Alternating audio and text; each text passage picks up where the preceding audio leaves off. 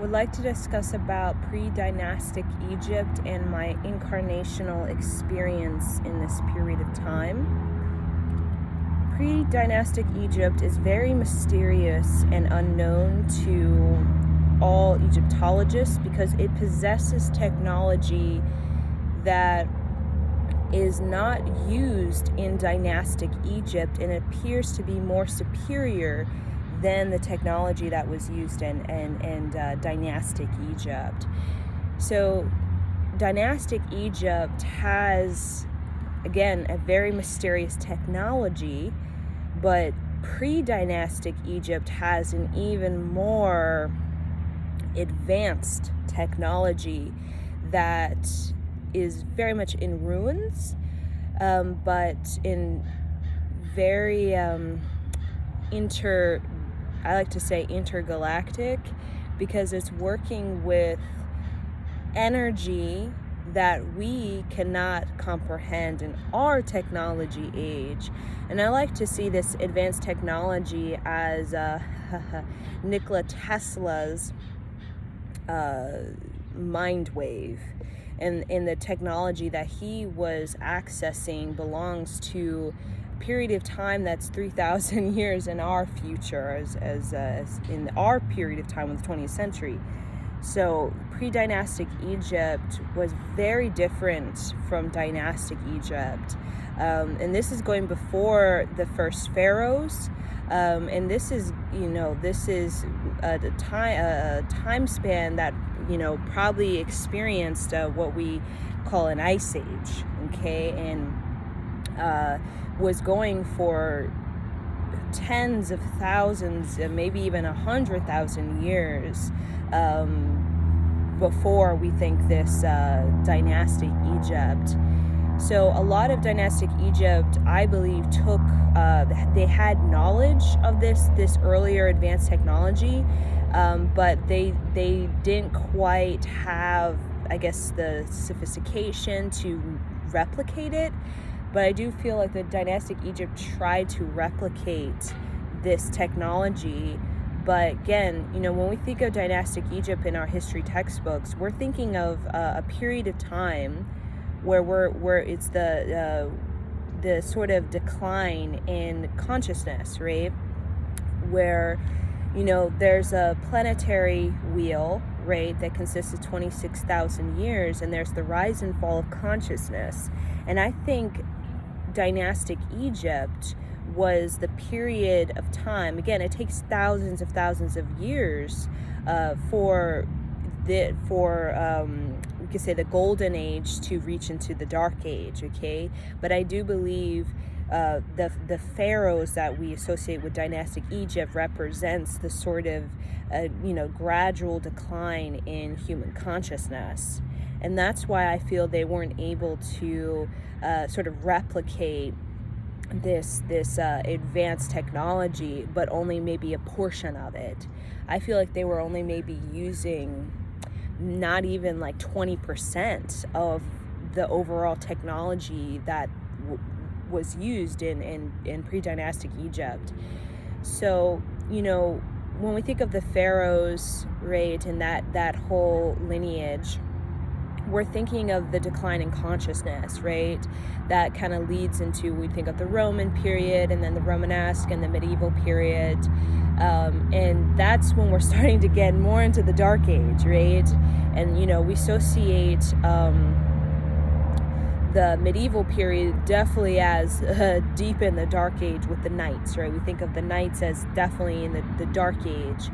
But when we think of these other regions besides ancient Egypt, when we think of the Babylonian, one of many sort of regions in this sort of Middle East, even, sort of regions in Asia as well, as possessing some sort of knowledge, some sort of, like the Sumerians, they were dealing with numbers in the trillions, right? And just now in my generation, I feel that we're starting to work with numbers in the trillions, and that's only because we have billions of people on this planet, right? And we didn't have that probably in my mother's generation, definitely not my grandmother's generation. And also we're dealing with, international affairs, and definitely dealing with space. Okay, space. And space definitely will get you into working with numbers of trillions. Because if we have a space commerce going on, with other planets, definitely we'll be needing to use big numbers for that. But, this is just kind of evidence to, the type of advanced technology that these beings had. Pre-dynastic Egypt had the knowledge of interstellar consciousness, and humanity as a whole will begin to uncover this knowledge in the many generations and centuries to come on this planet. Pre-dynastic Egypt is the period of time a lot of light workers or psychics or channelers connect to when we talk about Egypt being a part of the Intergalactic Confederation. A lot of light workers and psychics can recall Egypt being the sort of hub for intergalactic communication, and that ancient Egypt had many residents from different galactic regions. Okay, so we think of the Lyran beings, we think of the Arcturians, the Adronomen, we think of the Zeta, we think of the Anunnaki, and we think of the Orion and Pleiadian. Okay, so a lot of people, when they envision Egypt, especially pre-dynastic Egypt, they see all kinds of different beings. Okay, and when we look in our history textbook at dynastic Egypt, we definitely don't have any sort of hint at that Egypt was a part of an intergalactic confederation. Okay, or a lot of that is has not been disclosed to us. But when we look at the hieroglyphics, I believe that this is the hieroglyphics that we see. I believe that it belongs solely to, we think of the Pharaoh time, right, with dynastic Egypt, but I feel like there's hieroglyphics that is similar, but it dates even older. And I think that when we think of the hieroglyphics today, when we observe them, I feel like that is sort of a runoff from this earlier hieroglyphics that even was connected to Mars, because I do feel that this pre-dynastic Egypt had a sort of colony on Mars, and even had these pyramids was, what do you want to call the prototype? I like to say the prototype for many pyramids on this planet. And we're starting to discover that these we think of the Giza pyramids. I feel like there are pyramids that are older than the Giza pyramids that are being discovered on this planet. The prototype for the Giza pyramids, I believe, comes from another planetary system, and that this planetary system, I feel, is connected to the Arcturians, because I feel the Arcturians were the engineers for setting up the grid system on this planet. When we think of the grid system, it's usually in a sort of association with the Giza pyramids, with monolithic structures such as Stonehenge, that are basically conductors of energy. And this knowledge was gifted to human beings many probably in when we were on Mars, by the Arcturians. The Mars base, I like to say, was the original sort of homestead for humankind. And then we transitioned to Earth when Earth was, I can say, ready for us. And I do feel like Earth was terraformed, just like we're trying to terraform Mars.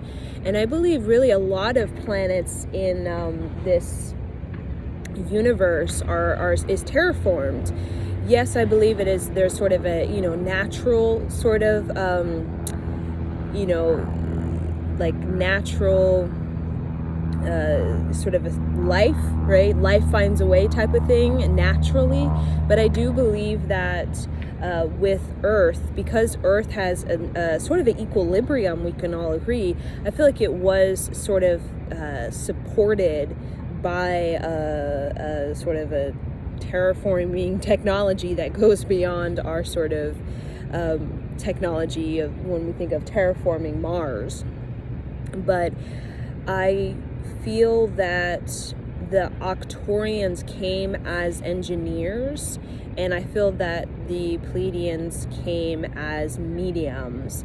And we always, associate Orion too as having a sort of we think of them as the fathers, right? We think of the Pleiadians as like the midwives to Earth, right? That kind of come here as guides to watch over us and to make sure that we are, on the right path, that we're choosing the highest possible timeline for our evolution as a human species, and also, overseeing all of the sort of species on this planet.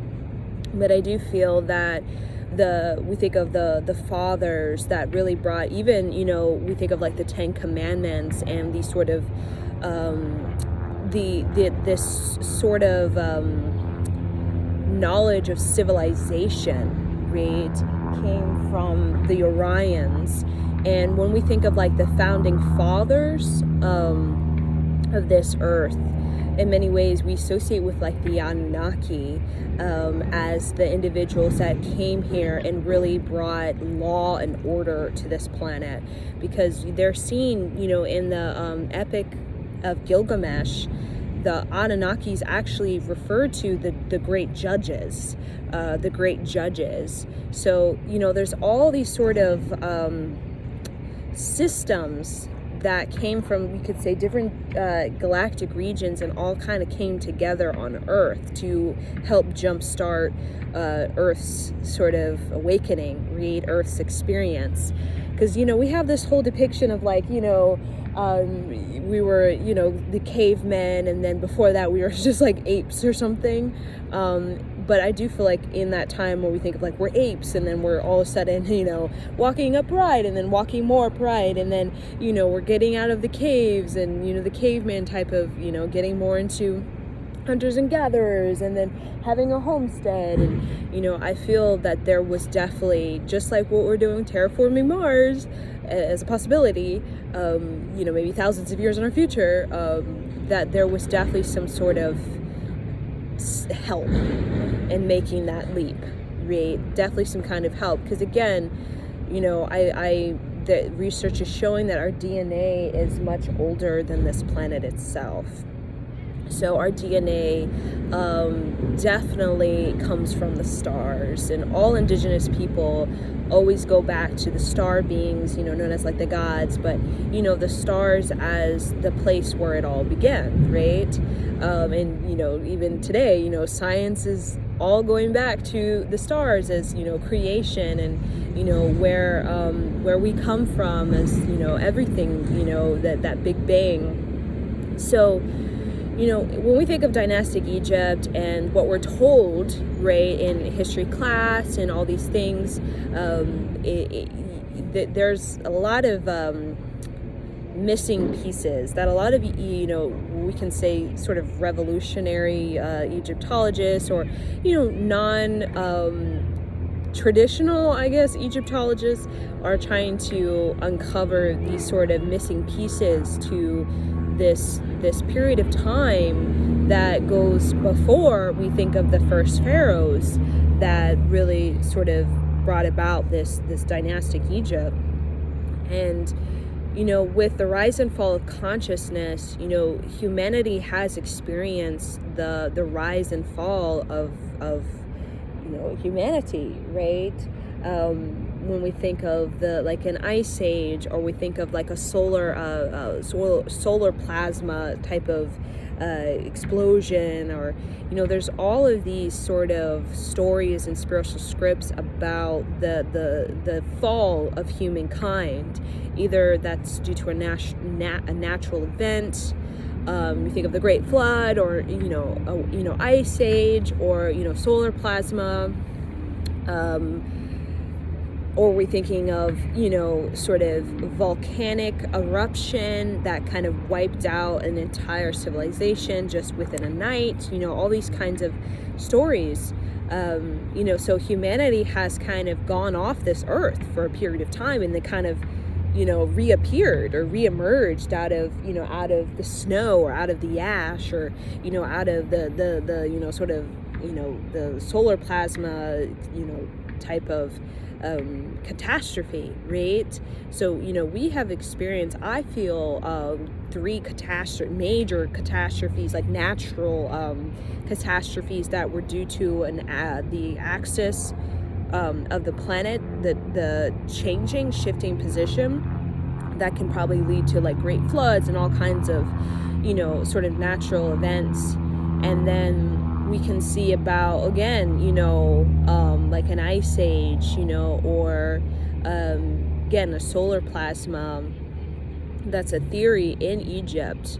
That's a really interesting theory about Egypt having to experience a solar plasma that led to possibly Egypt going, off the grid, for maybe hundreds of years, possibly, or even thousands of years. So, so when we are thinking about pre-dynastic Egypt, a lot of people are thinking about this like booming culture that is so just intergalactic. When I talk about a booming culture, I'm talking about a culture that is so embedded in these diverse sort of artistries that come from these different planets. And I think that was what we can consider maybe the most the Renaissance, the Renaissance golden age, the longest standing golden age, that really brought about such a creative explosion to this earth in many ways that even is still, we can sense it even today. And that's why a lot of people who are, light workers or channelers or psychics, there's always some kind of download or some kind of, desire to go to Egypt, or to have some sort of study of Egypt, or just some kind of, they want to get the download, right? They want to get the download from Egypt because, with this culture that was booming, I mean, there was just so much, like I said, so much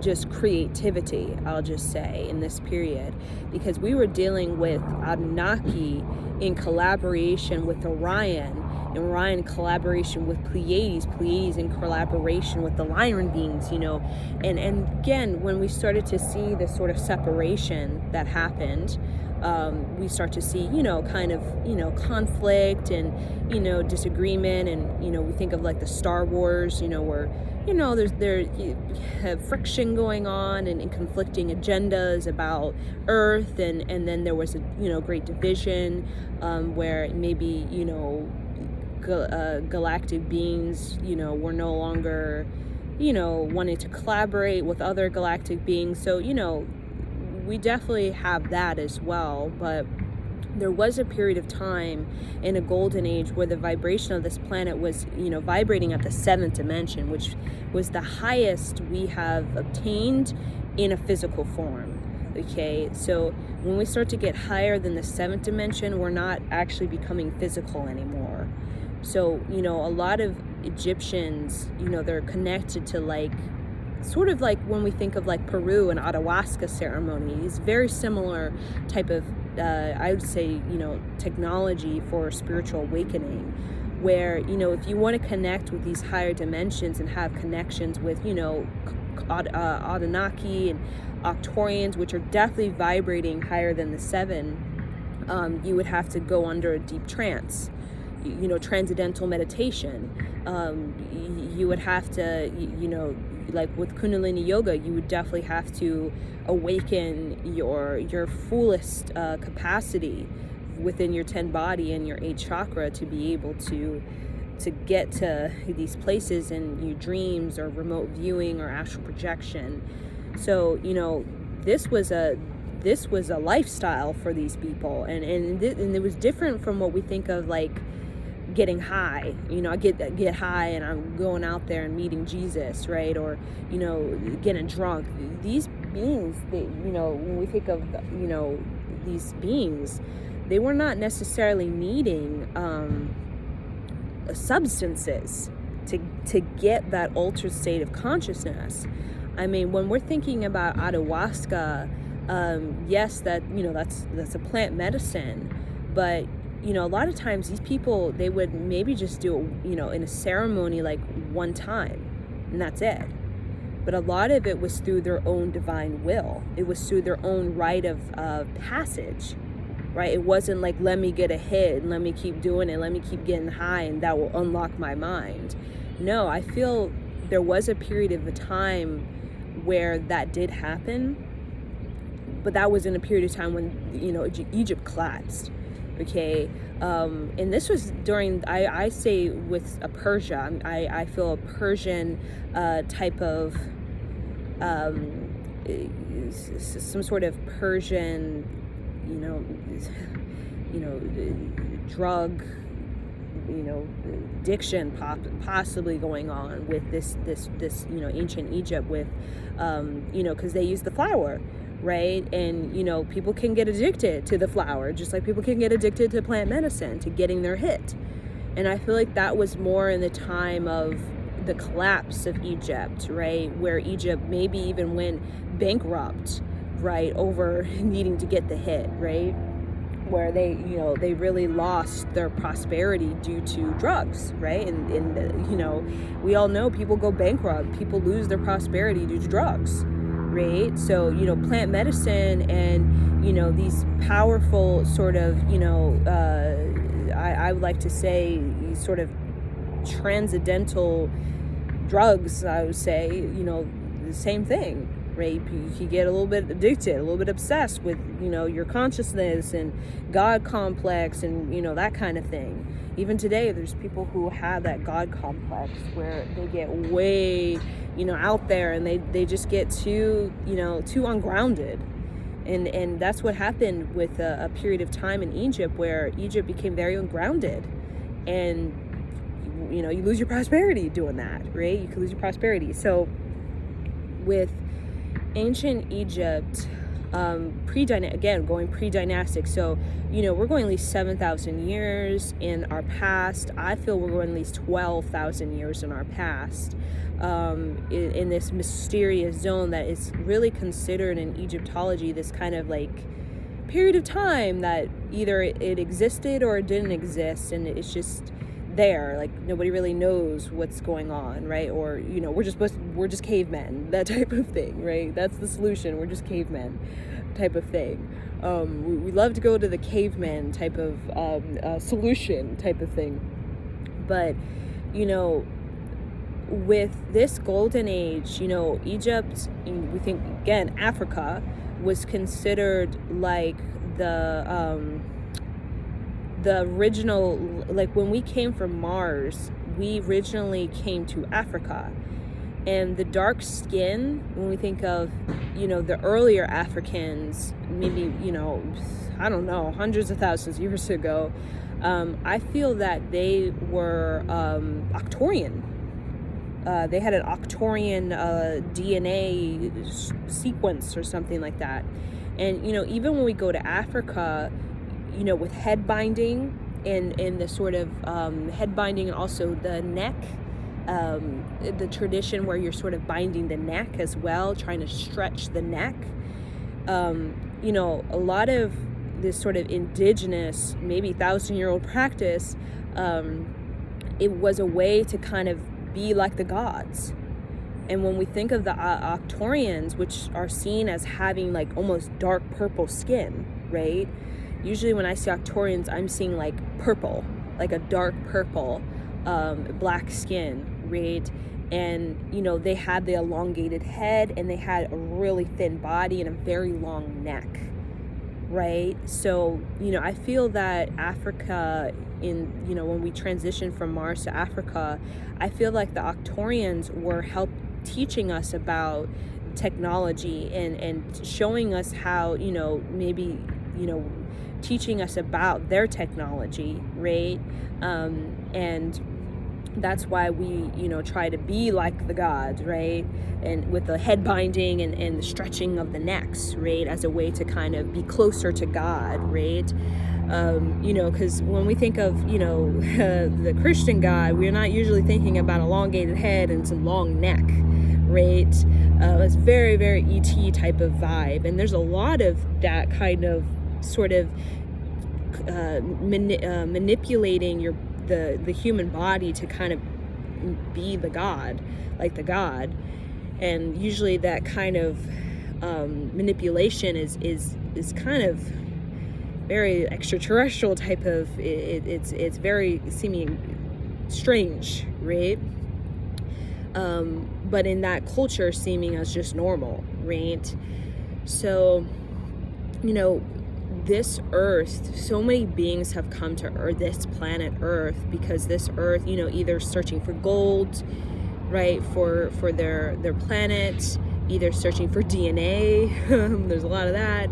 We think of gray aliens searching for DNA, especially pure DNA, because Earth's DNA sequence is so special, because embedded in our DNA is really creation itself, because we are so mixed with Arcturian DNA, and I feel Anunnaki DNA and Orion DNA and Pleiadian DNA and Lyran DNA. There's all of this sort of mix that's happened over millions of years since Mars. So our DNA is very, very interesting, because of within it there really is the complete universe, or this, at least our region of it, right? There's probably more out there, but when we think of our region of it, our intergalactic confederation, we're usually thinking of these star systems like the Vega and the Lyra and the Draconian and Pleiadian, Orion, and Arcturus, and right, the Andromedan. So the reason that this is quite interesting information with pre-dynastic Egypt, and why I'm kind of going to this period and sharing my sort of Assagic record with this, is because we at this planet, we're moving into interstellar consciousness that we've had in this golden age on Africa. And when we think, again, the Giza pyramids, we think that they're the oldest pyramids on this earth, and like I said before, I feel like they're, it's a prototype. They were following a prototype that does not come from Earth. And the Lumerians even had pyramids, and the Lumerians were, they were way before Africa. I feel Lumerians were not even of Africa. They were more connected to Asia. And we think of the continent of Mu, M-U, as, that's a kind of like, there was a whole continent, and, that was like Lumeria. And, since then, our earth has shifted so much. Like the whole axis of this earth is completely different from what it was in Lumeria time, right? I mean, and now that, with the global warming, we're, the ice is freezing in Antarctica, people are even making theories that Antarctica actually could have been the continent of Lumeria, or Lumeria had a colony, right? It was another continent that they were residents of too. So, with especially seeing the pyramids in Antarctica, and seeing that these pyramids are maybe 2 to 3 times larger than the Giza pyramids, people are starting to realize that, there is a time on Earth that is much older than what we're thinking, okay? Because if there was actually sort of a base or colony or even a civilization on Antarctica, that would mean that Antarctica would be tens, maybe 100,000 years in our past, right? Where it was not ice, right? Where it had flowing rivers and mountains and green and forests and these type of things. So, what is interstellar consciousness? That's a, great question, right? So we think about intergalactic confederation as, multiple galactic regions coming together right, as council, and coming together to help make decisions for planets, right, and even to help planets, right, to evolve and to help them make the the best choice. When we think of interstellar consciousness, we're thinking about human beings, or really any being. It could be Arcturian, Pleiadian, Orion. They all have interstellar consciousness, and we do too. It's been heavily repressed, heavily pressed, so much so that we feel very earthbound. We don't even know how to tap into it. And when we do tap into it, like a lot of people use drugs and stuff, we don't even know how to use it. We don't even know how to use it, except really the shamans. So interstellar consciousness is basically interstellar, right? Very metaphysical. When you think of Einstein and relativity, it's very interstellar, right? When you're dealing with space, and you're dealing with time, and you're dealing with dimensions, that's interstellar. And interstellar is basically, a being's ability to connect with higher dimensions, right? Lower dimensions, but like the shaman's mind is ability to connect with knowledge from many different realms, right? And to use that knowledge to support their species, or evolution of human being. So Tesla is a great example of that interstellar consciousness, because there's a kind of a quality of the mind that you have, or quality of even the way you use your energy, the way you use your time on Earth, that becomes more refined, and it becomes more purposeful, and it becomes more driven for self-mastery, but also for understanding how creation works, right? How the universe works. One of the great, masteries of humans, like when we die, right, is to know how creation works, so that you can move through it and navigate it. Because Earth is, when we think of manifesting on Earth, it's the same thing when you die. You have to manifest your way through these different dimensions, right? Like, if you resonate with being a star being, when you die, a lot of people are gonna navigate to their back to their star system. Either it's a Lyran or Arcturian, right? But the thing is, interstellar consciousness it's really timeless, and it's infinite. So there's all kinds of metaphysical discoveries about yourself. Like, you are more than just a human incarnation, right? Or human, many lifetimes. You also are embedded in incarnations in Pleiades or Orion or the Anunnaki. And interstellar is like you're able to connect to these different versions of yourself that are happening in this time, right? Because when we go outside of space, space, it goes by really fast. So to a deceased loved one, they could feel like they've been deceased for a week, but really on our time, the physical time, it's been 2 decades, right? So that's why we think, the angels know, to them time is fast, so they have to slow it down. by, a lot of our guides, they hold a fifth dimensional frequency, because when we get to these higher frequencies, time just goes, it just goes very, very fast, because these higher dimensions, energy moves, like the speed of light. It's very, very fast and all simultaneous. So the reason why we chose to be physical, like the Lyran beings who are also, they, choose to be physical, is because we really do want to master the art of manifestation, and we want to master the art of self-expression and individuality, and what it means to have experience of love, unconditional love, intimacy, physical touch. In the physical realm, we're more heartfelt. When we get more into these higher realms, again, like Octorians, we can become more intellectual, and again, we're moving faster, so we're processing more information. We have a lot more knowledge that we could, or accessing all at once.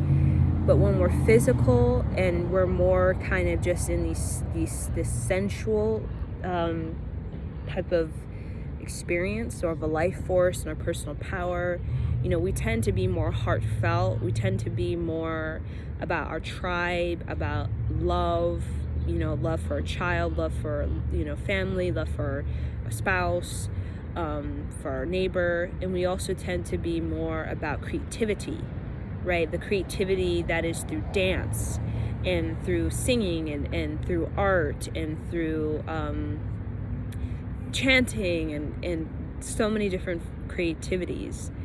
So, with this pre-dynastic Egypt, we were more, I would say, like the Lyran beings than we think of the Octorians and the engineers and the mediums.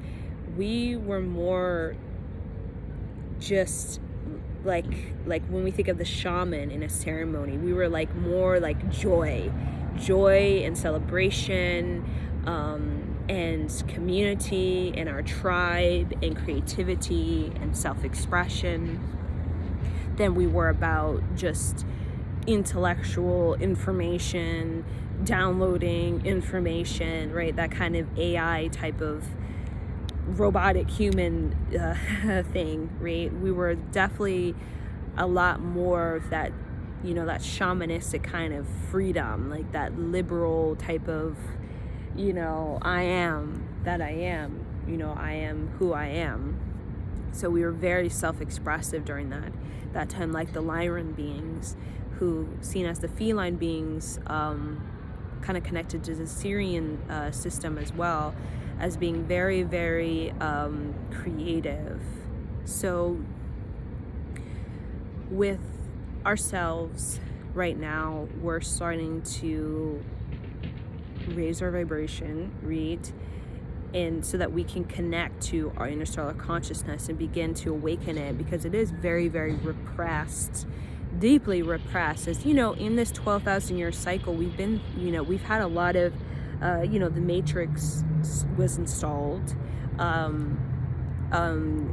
especially with the division of, I see the Matrix was just installed when the division happened between, I'm gonna say, the original engineers, and we can call them reptilian, but I feel like, again, it could be another side group of reptilians, right?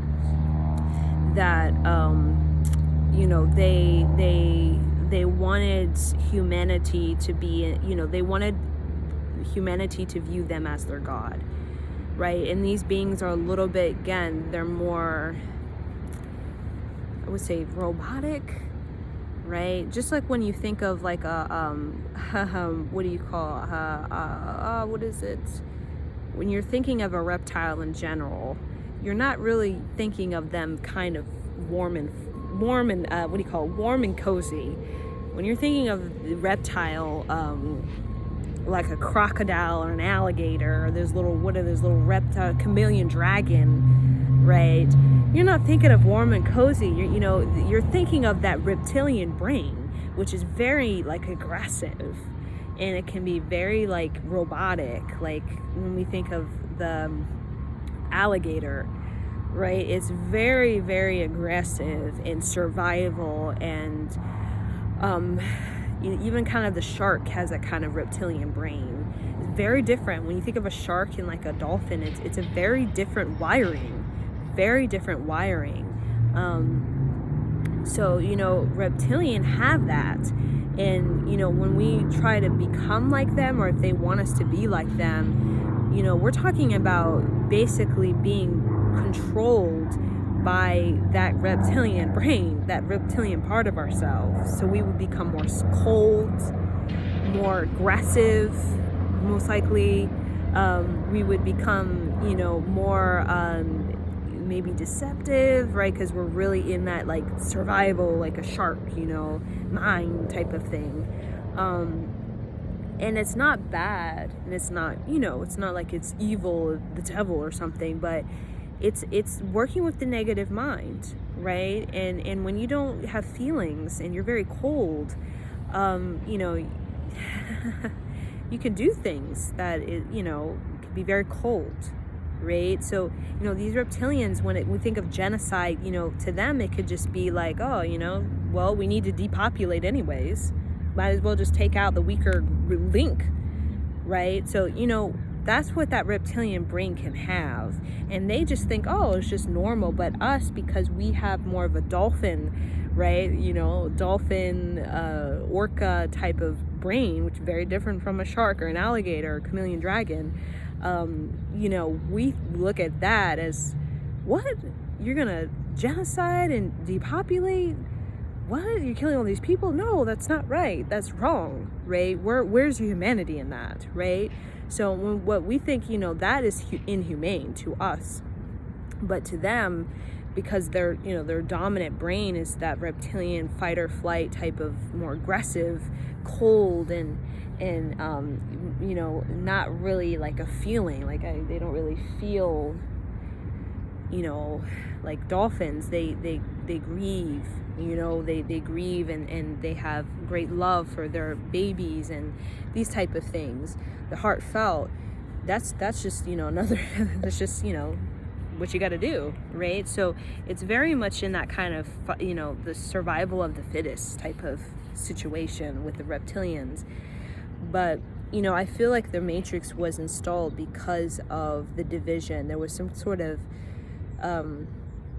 separation that had with the original engineers that were allies to Pleiadians and Orions and Arcturians, with the reptilians, the more cold, fight or flight, unfeeling type of beings, right? That have a more aggressive, more controlling, authoritative, domineering type of method of getting what they want, and deceptive way of trying to get what they want, and that type of thing. So that was created kind of back hand in hand with dynastic Egypt, and there still is that kind of spiritual warfare between these different galactic beings who they one is the original type of designers like Pleiadians, and then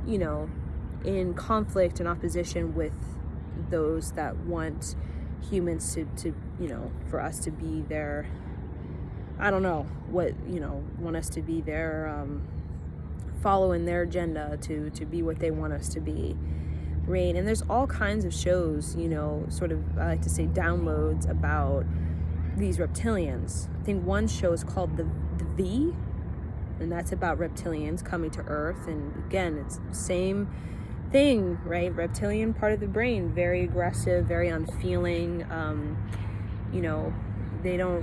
They can even view humans or even their own kind as as just survival of the fittest, like Hitler type of vibe, right? Where just take out them, kill them, who cares? We need to remove them anyways because they're not obeying, and they go against our our society type of agenda, right?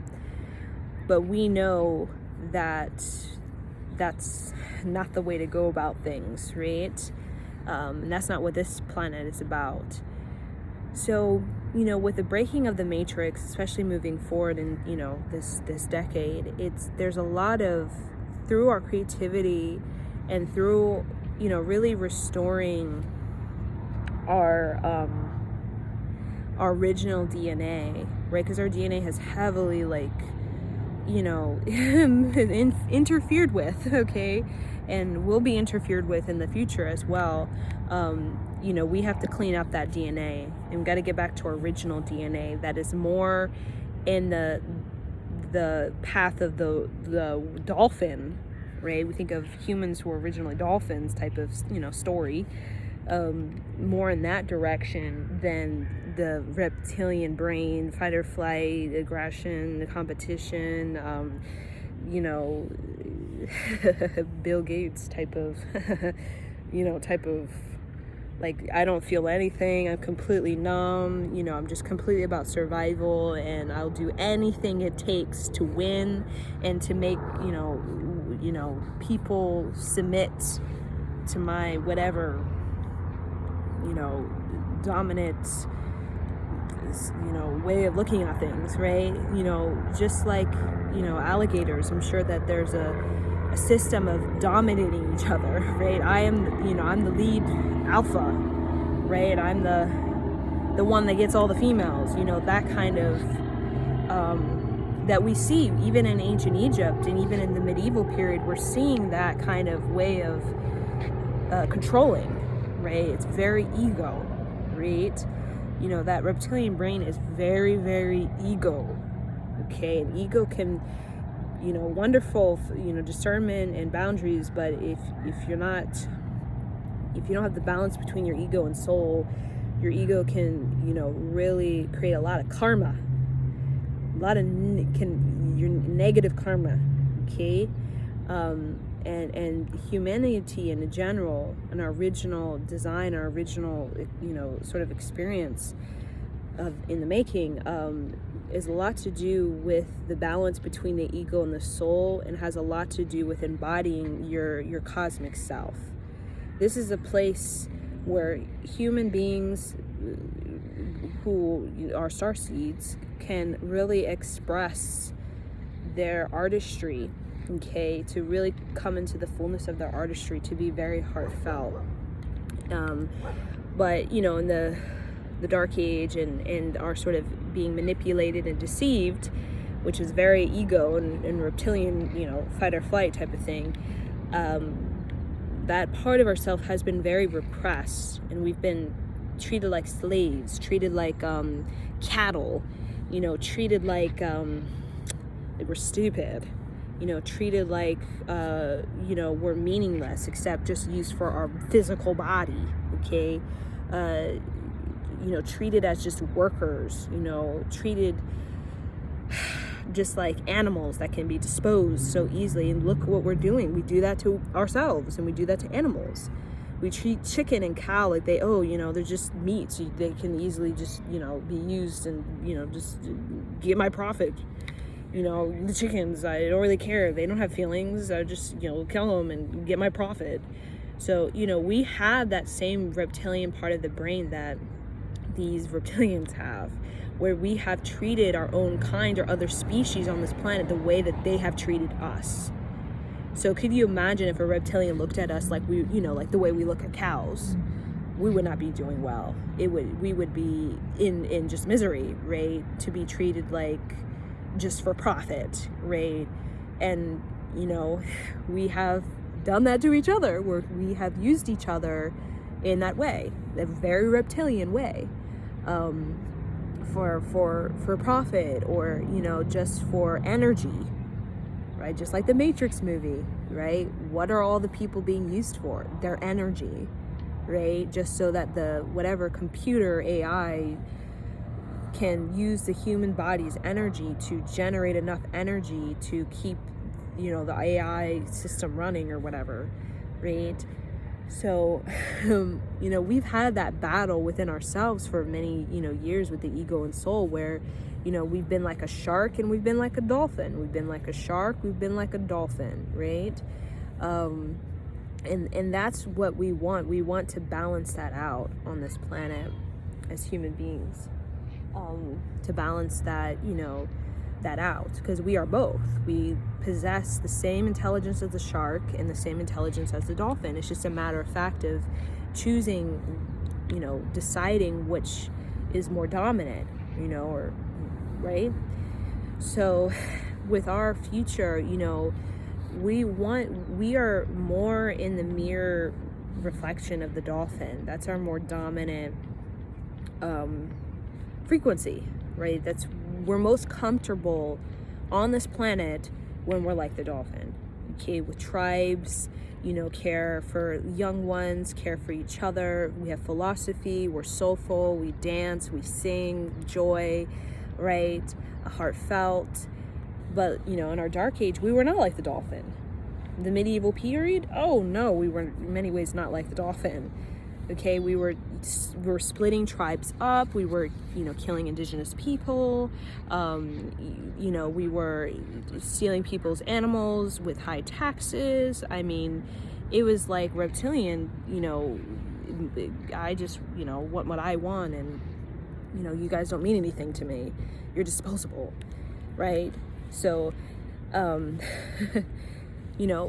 in that dark age, we've definitely had to face that ego, that negative karma, and we're still facing that negative karma and that trauma that's created out of being imbalanced between our soul and our ego. So moving forward, a lot of that repressed ancient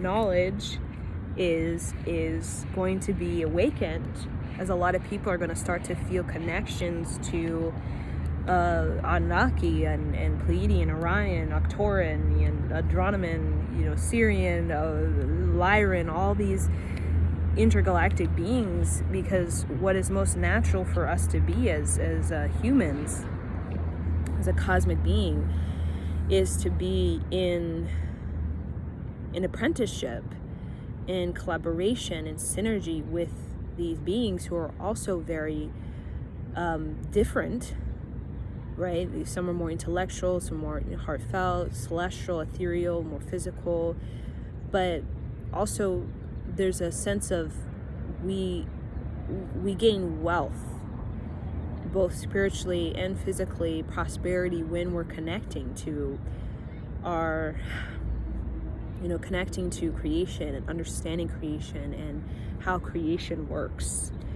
And that's really the greatest mastery, or the greatest kind of accomplishment, is to understand how creation works. And we spend so many lifetimes doing that, but in our dark age, a Sachic record history, a lot of us have just been coming to earth to clear our karma, because we have negative karma, right? We've negative karma that because of that reptilian brain, that ego, right? And we try to balance out the scales, because in order for us to truly become who we're meant to be, our authentic cosmic self, more like a dolphin than a shark, we have to balance the scales, just like the weighing of the heart for the Egyptian sort of death practice.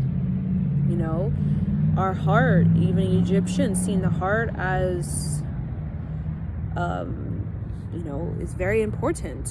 The brain, maybe not so much, but the heart has its own brain, okay? And that brain has to do with the soul, right? And it's about, the soul is, we think of the Holy Spirit or God, we're thinking of that is our purest essence.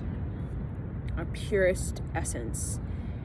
And the closer we start to evolve towards that, the more happy we're going to be, the more graceful, the more complete, fulfilled, masterful, and the more creative we're going to be, okay? And, our dark age with this reptilian, whatever agenda, we're not that happy. We don't feel that fulfilled. We don't feel very graceful, right? We feel very agitated, aggressive, annoyed, controlling each other, dominating each other, egomania, burning down the city because I feel like it type of vibe. a lot of chaos that we've experienced, and again had to pay off that karmic debt for that, and that's when we think of Jesus Christ coming in to help us to get out of that negative karma and pay off our karmic debt, so we can really move on, right, to closer to the Holy Spirit, closer to our original self, so that we can really experience this earth for what it really is, instead of the deception and the manipulation, and the earth for just the reptilian brain, the earth for just the ego. Okay, and a lot of us, we've just experienced just the manipulation, the poverty, the deception, the insecurity, the repressed feelings. But earth in its originality is a lot to do with the soul, okay, and returning to the soul, moving closer to the soulful expression of ourselves. So when I think of pre-dynastic Egypt, I'm thinking of a period of time that was before the deception, manipulation of the whatever reptilian side group. Oh my gosh. Side group that, again, brought about this emphasis on reptilian brain, brought about this work slave, your cattle, use you for your energy, you don't mean anything, you're stupid, I'm gonna take away all your rights and power before that, okay? When we, in this period of time, Egypt, you had creativity of Buddhism and Hinduism, just in the earlier, manifestations of that, probably. I like to say the preface of Buddhism and Hinduism, right? Similar, but, different. And they were, all these spiritual practices were coming together in a sort of collaboration rather than a crusade type of situation. Where, there's a huge emphasis on pre-dynastic Egypt as spiritual evolution and emotional maturity, which has a lot to do with your tribe, has a lot to do with an elder system, has a lot to do with community. But in our dark age, it was nothing about, tribes were split up, elder system was broken down, right? Community, you would be burned at the stake for being a community, right? And look what's happening now, the same kind of thing. Going to be fined if you're in community, and go to jail if you're in community, right? So it's very, very similar. That's a reptilian agenda, right? We grow spiritually and emotionally when we have tribe, we have elder system, we have community, okay? And in a community that's coming together for prayer, for meditation, where they're all connecting to each other to help each other fulfill their dreams, their visions, to be creative together. Not coming together, oh, I'm jealous of you, why did you get that, it should have been me. That's reptilian brain. It's very shark, okay? That's not the original design of human being. It's very unnatural. Right? It separates us. When we do that to each other, all we're doing is we're separating ourselves from each other and isolating ourselves, and we don't grow emotionally or spiritually when we're doing that. So pre-dynastic Egypt had a lot to do with emotional and spiritual evolution and maturity, and that's why the tribe community was really huge emphasis on joy, philosophy, celebration, good food, education, equality, because they understood that in order for us to move out of, the negative karma and clear the karma debt, is that we had to see self and other. Okay, not self is my competition and I have to dominate them or kill them off so that they don't steal my throne. Okay, this is a period of time where, self and other were vibrating the cosmos, and that brought about so much victory to both people and their lineages. Okay, But all of this division and all of this divide and conquer, all this separation, splitting people from their tribes, stealing them away, taking kids from their family, killing off entire groups of people, making people feel like they're stupid, taking away education, taking away their knowledge, making them feel like their religion or their spirituality is the devil. All of this stuff, all that has done is repress all of this creativity, repress all of this joy, all of this happiness. So we are most happy, and we've been in this golden age because we were vibrating the cosmos, seeing self and other, and we were really balancing out our brain. We were balancing out our brain when it comes to our ego and it comes to our soul. We were working on ourselves spiritually and emotionally, and not just giving our power to the priest or the God and having him, decide if we're worthy or not. We ourselves were deciding if we were worthy based off of our rite of passage. We initiated ourselves. We, took the pilgrimage, and we weighed our own heart. We were our own sort of master, you can say.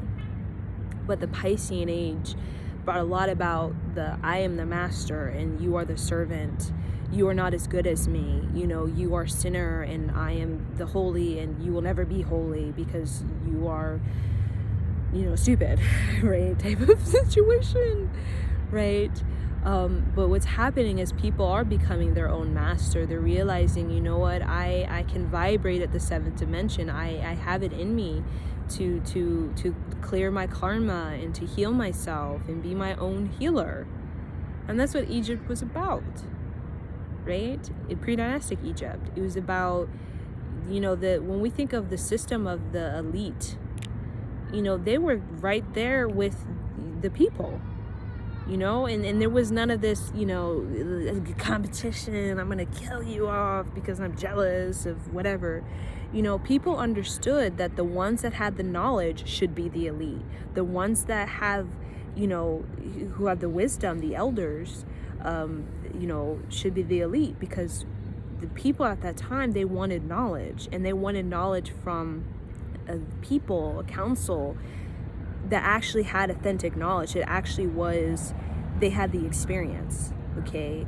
They had the resume, the soul resume of traveling to these different places in Orion, Pleiades, Arcturus, and they were chosen to be the elite because of their knowledge. They didn't just, when we think of the elite now, they didn't just steal it. They didn't just kill people off to get it. They didn't just steal all these precious artifacts from these indigenous people to get the knowledge, right? They didn't just kill people off to hush them.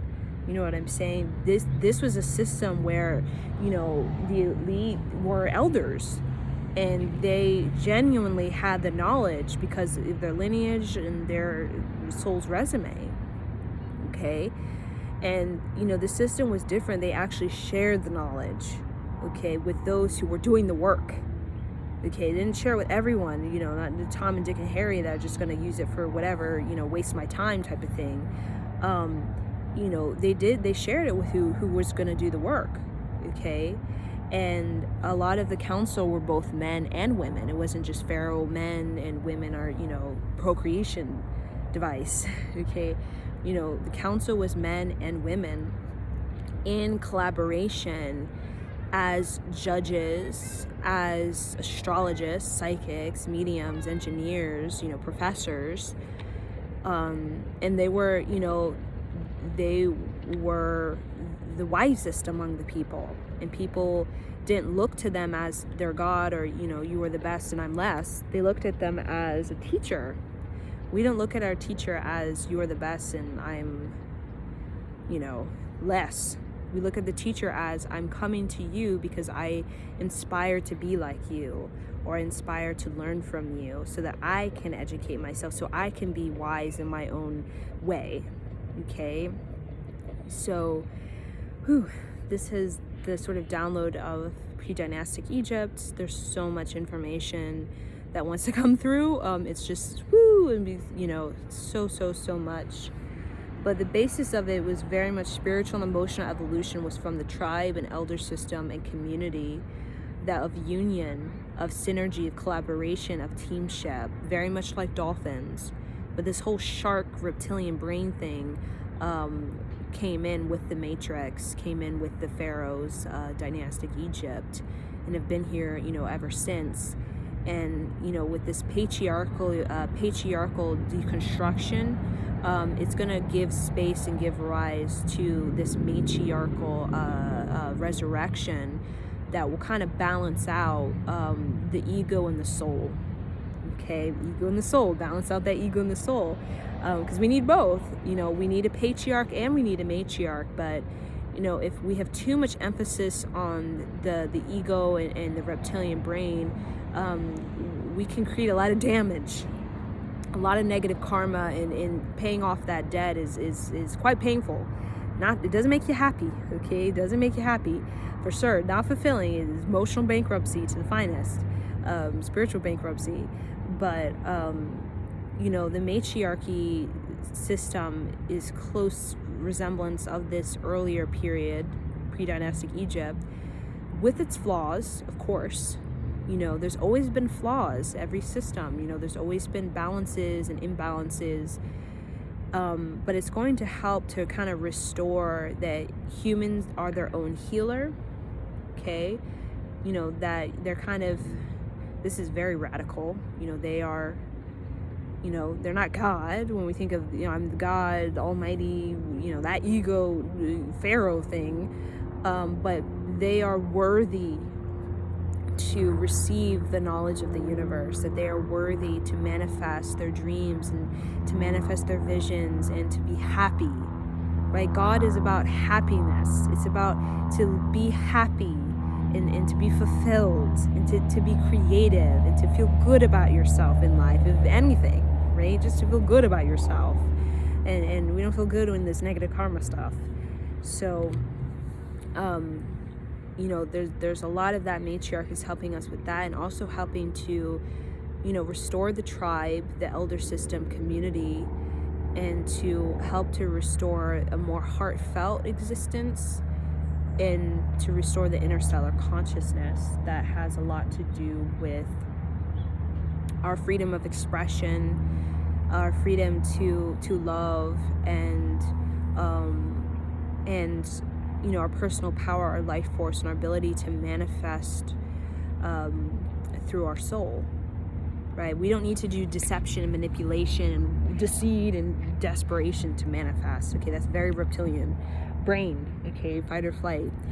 We can manifest through our soul, and we can experience grace and joy and happiness, okay? And that's what that matriarchal teaches us, that spiritual and emotional maturity that is needed at this time, because a lot of people are emotionally and spiritually bankrupt, and they're so it's very, very needed at this time, and that's going to give way to interstellar consciousness and the ability to connect to your soul, to discern. Very important to discern, learn your life lessons, and also to become your more cosmic nature, which is your more masterful self, you could say your higher self, but also the self that is able to understand energy, how to work with energy, how to use energy more appropriately and correctly or constructively, and how to really use your time on earth very wisely, so you can really have major breakthroughs and really step into your visionary self. So I'm going to leave it there. It's getting hot, steamy, so thank you.